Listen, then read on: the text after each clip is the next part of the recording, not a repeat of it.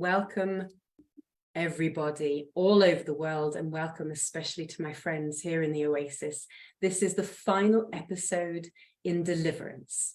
I am Elizabeth. I am a messenger and a voice, and for the last 8 weeks, we have been flowing along a river of teachings, sermons made of words and waves and vibrations. We set our destination together at the beginning: deliverance. Deliverance, that mysterious gift embedded in the universe, the mercy that is yours to choose again and again, and a mechanism that you can always rely on in the 3D.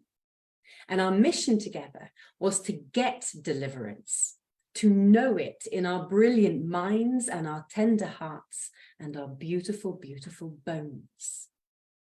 And this course that we chose to do together, it's not the sort of course where you can come along sign up for an online thing and then explosively transform and quantum leap and manifest all your wildest dreams and reach your ultimate potential. But many of you did experience these things as a byproduct. And the reason those things are never promised is because this isn't a kingdom of accomplishment. This isn't a kingdom of accomplishment. But I did guarantee transformation, by the way, for anyone who follows the series from start to finish, because deliverance always leads to a consecrated life. Deliverance always leads to a way that is simple and true and good. So if you haven't been able to see every episode in the sequence and you want the link to the full playlist, place a heart emoji in the comments wherever you are. If you're on YouTube or Facebook, place a heart in the comments and I will send you the link to the full Deliverance playlist. Here we go, the final episode. And it begins with a story.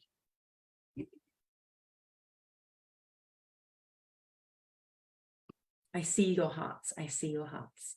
You will have the link. It was my wedding anniversary yesterday. True story. And my husband and I, 14 years of being life partners, we had a beautiful day. We went hiking in the prairie here in Sarasota and Bradenton, and we were soaking in all of the colors of the autumn flowers. And we were soaking in the lovely, delicate, soft waving of the golden grasses. And our children, Olivia and Penelope, sulked a little bit because children often sulk on a hike, don't they? But they also played a lot and we were happy just being people together. And then when it was time to go home, our car wouldn't start in the car park.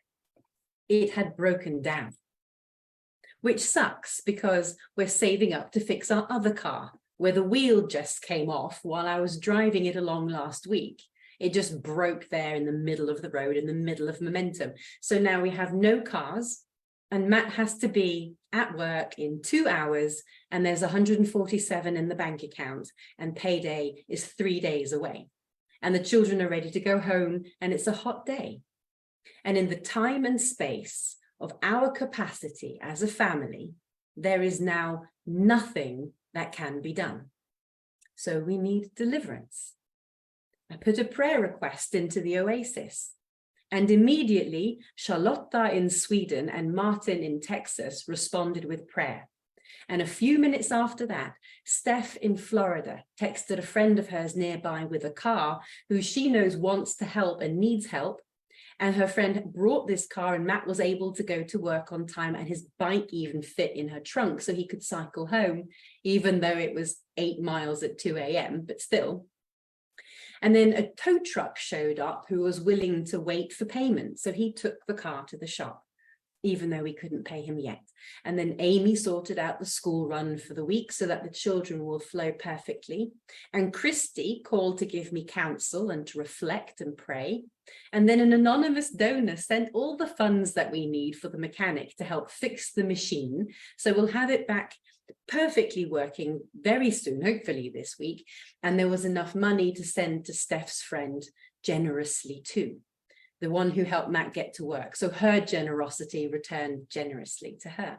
And by the way, he didn't have to cycle home because one of his waiters brought him back, going an hour out of his way to do so. So it all resolved immediately, and there's been no suffering or impact on us or our children, only a deeper sense of belonging and friendship and trust.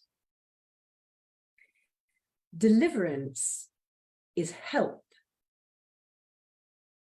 Deliverance is rescue.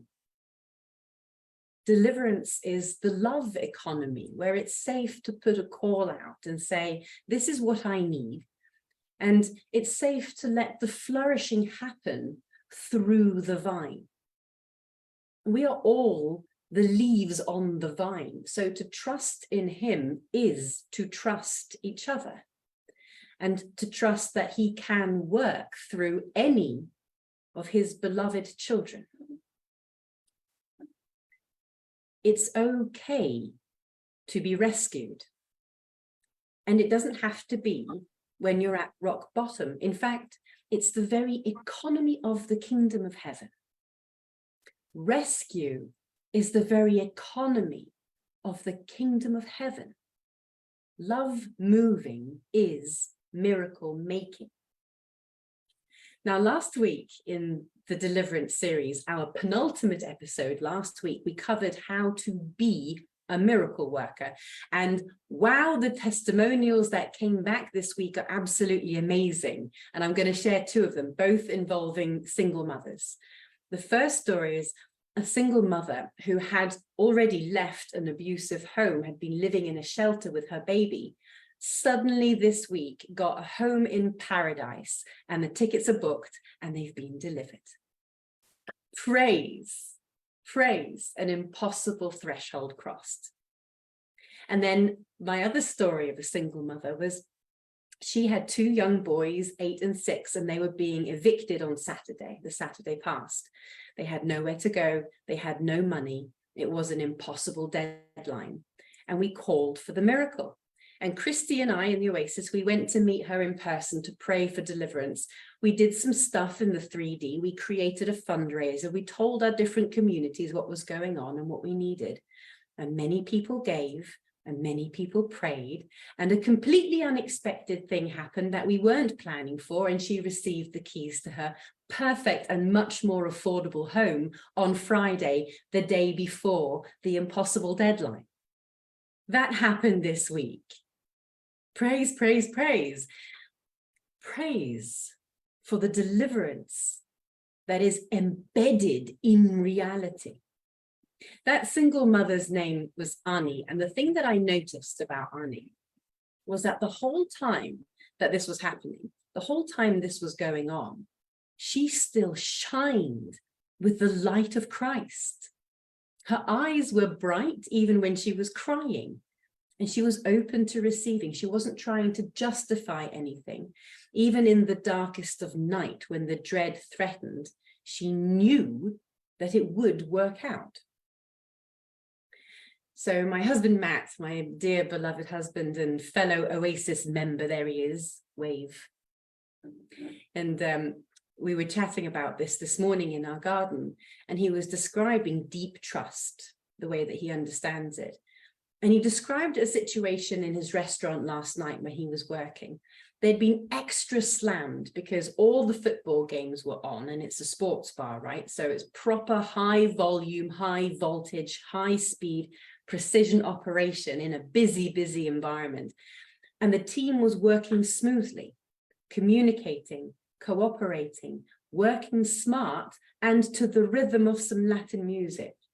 It was busyness infused with humor and laughter, which was all possible because underneath all that madness is a silent but sacred knowing that 10 o'clock will arrive, the madness will cease, and they will be at home in bed tonight. This too shall pass.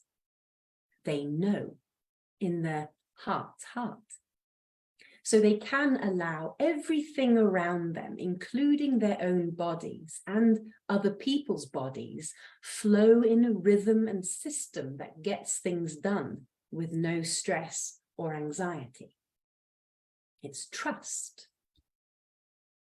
And when that trust is in the bones, then it is the main vibration in your electromagnetic field. It's the main matter that you are built on, because adamantine particles, primordial God particles that precede all mass, they respond to energy and they manifest, becoming form in the unified field, and actually occurring in your life.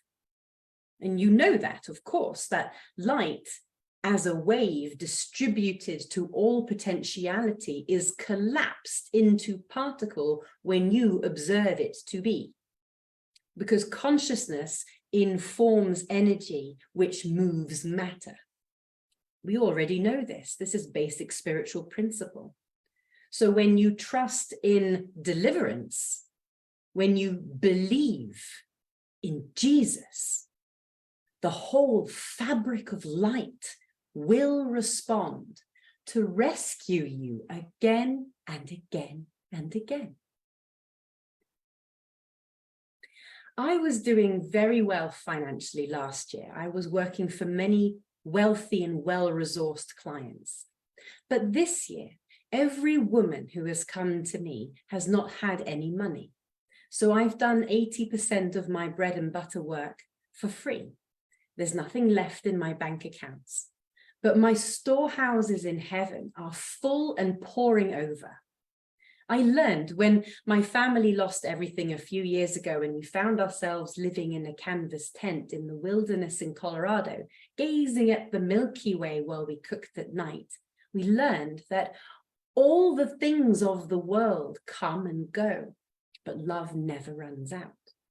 And because I live in him, because I abide in him, I always have more to give, and there is always, always help to receive, you see. You cannot outgive the universe. You cannot overextend yourself. There is always something that you can do to help, and there is always help that you can receive. Does that make me codependent? I thought I was trying to become sovereign. I don't want to have to be rescued, and I don't want to enable others by rescuing them. This is John 15, 1-5. I am the true vine, and my Father is the vine dresser. Abide in me, and I in you. And as the branch cannot bear any fruit by itself unless it abides in the vine, neither can you unless you abide in me. I am the vine, and you are the branches. Whoever abides in me and I in him bears much fruit, for apart from me, you can do nothing. It's only actually in him that you are sovereign. It's only in this love economy that you have everything and nothing at the same time. We are the returning Christ, carried in a super wave of divine mercy as the heart and mind of God overshadows and fuses with every motion of man. And by pouring out the love all over the masses everywhere and in every nation, the spiritual inflow brings about the reorienting of human desire and evokes the total surrender to true love's presence. This is your destiny. You are bringing Christ back. The greatest gift of life is surely the miracle that as you choose to trust love, you experience love. When you love anything or anyone in any given moment, you are the first who receives that glorious treasure of the love that you're extending. And you receive everything that's made of love, which includes the miraculous solution that you're calling for. This is an intimate, immediate experience of actual God realization. This isn't something in the 15th dimension that you need to ascend into. This is love. This is God right here. And the joy that flows from the deepest depths of your ocean out into the world is what soaks the substance, the structure, and that's what heals the heart. No one can prevent you from experiencing this. And although we sometimes feel separated from love in life, in your self-acceptance into the vine, you have the sovereignty to know that your devotion is both your nourishment and your discipleship, as the delight of true relation with others is what activates the fulfillment in extending your real magic to the world. His name is Emmanuel. That means God with us. Not God in me. Not God out there. Not I am God. God with us. So in devotion, therefore, you have no anxiety about the world denying you the freedom to be who God knows you to be. Devotion is the infinite power that binds you to the world in sensual mutuality, where your passion and the world are evenly matched in the force of desire. And it's only through your devotion that you're actually embodied in true spiritual life.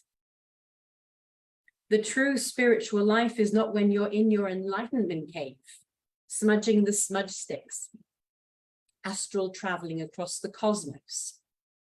It is only through your devotion, which delivers you beyond the boundaries of your individual self, beyond the boundaries of your vision, your goal, your purpose, your measurable impact, and it unites you into the body of Christ, into the state of divine paradigm, the one that knows itself as one. And this is what allows you to receive the world. When you're watering the flowers, when you're humming the tune, when you're filing the papers, rebuilding the ruins, writing your book, wearing the shoes, going for the ride. So it's time to be really radiant in your devotion. It's time to be radiant in your trust in deliverance. You can't help that radiance now because it's in your bones. And you'll find that just like Ani, you'll be going through the most agonizing threshold of your life and you will be in no suffering. Your eyes will be bright and you will shine because your willingness to devote yourself sensually and spiritually into life, that's proof of the divine union that God is forever inviting us into. Not just for you, but for the sake of the outpouring of Christ, as you remind the world that love has a place in every part of life, not just in the compartmentalized private spiritual practice, but the moment on your anniversary when your car's broken down and there's nothing that you can do. Love has a place there too. The world needs to see your uninhibited devotion to love through every droplet of hope and sovereign mastery that you shine into the world. Your discipleship to this, your trust in deliverance is, excuse me, a beacon to others. And in the most real sense, your devotion is both an expression of the divine and a gift to him. It's your gift to him to love on others, to serve others, to be the rescue is not to enable, it's to nourish. And everyone will eventually surrender to the love at the heart of the universe, that is Christ. Every knee will bow. His act of self-sacrificial devotion, the one that happened on the cross 2,000 years ago, that act is bigger than one event. It's bigger than the moment in history. It's bigger than whatever the historical archives describe. It is the universal truth of who God is. It is what actualizes all of reality, propelling us forward into him. And one day, every mind and heart in creation will surrender and trust that this relational love is the true sovereign power, the glory of our eternal beloved Father, and the source who fills all and is through all. That's the impact of you knowing deliverance, getting deliverance, being deliverance. And now you get to embrace the difference between knowing Christ consciousness as a portal in the metaphysical collection of data points in the grid of your cosmic energy field, and knowing him personally in friendship as the one who knows you and loves you and has been through it all with you. The one who is celebrating with you and holding you when you cry. The one who's performing the miracles that you don't have the strength for. The one who is sending the text messages that you don't have the contacts for. The one who's hoisting you out of the mess and cleaning you off. Delighting you with his constant sense of humor. So now, to open even deeper and to cultivate even more that personal conversation with Jesus, that gives you a real, living God companion who relates with you on a human level as your journey within the kingdom continues and you discover ever more mystery. Because he is the way. He is the path that leads home. He is the intercessory field between the vastly powerful, eternally wrathful, creative life force and the little girl or boy who stumbles her way through the myriad of adventures and stories here in real life. He is the truth, you see. The constant dynamic of wave-particle reality, divine mind made utterly real and actually true, of which we are imperfect but beautiful copies. He is the life, the endless supply of adamantine particles flying on the breath of renewal, the physical manifestation of God's transcendent power, the cause of all life and being in the universe, and the bond who holds the universe together by his power and his love. Jesus is the way and the truth and the life. In him, you are already accepted and safe. And all your love is delivered into the home of your belonging. In him, you are the true magic. In him, you are the miracle maker. In him, you are sovereign and free. This is Psalm 1:3. You are like a tree planted by streams of water that yields its fruit in its season, and its leaf does not wither. In all that you do, you prosper.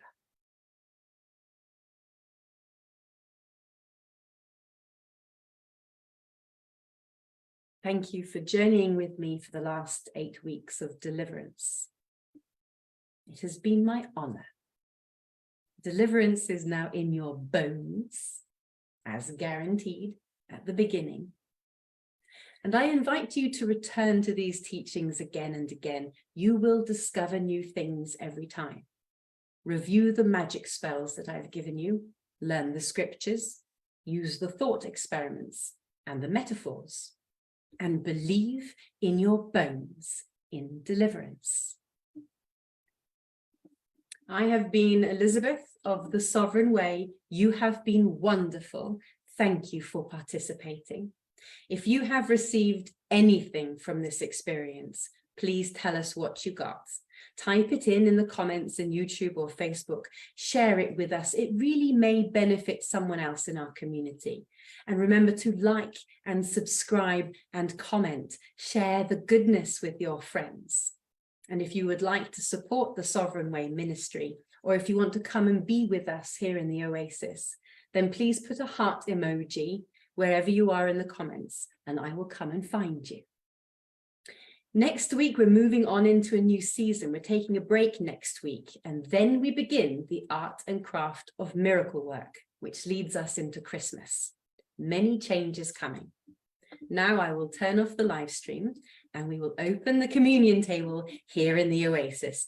Thank you again very much for being with me for Deliverance. Goodbye.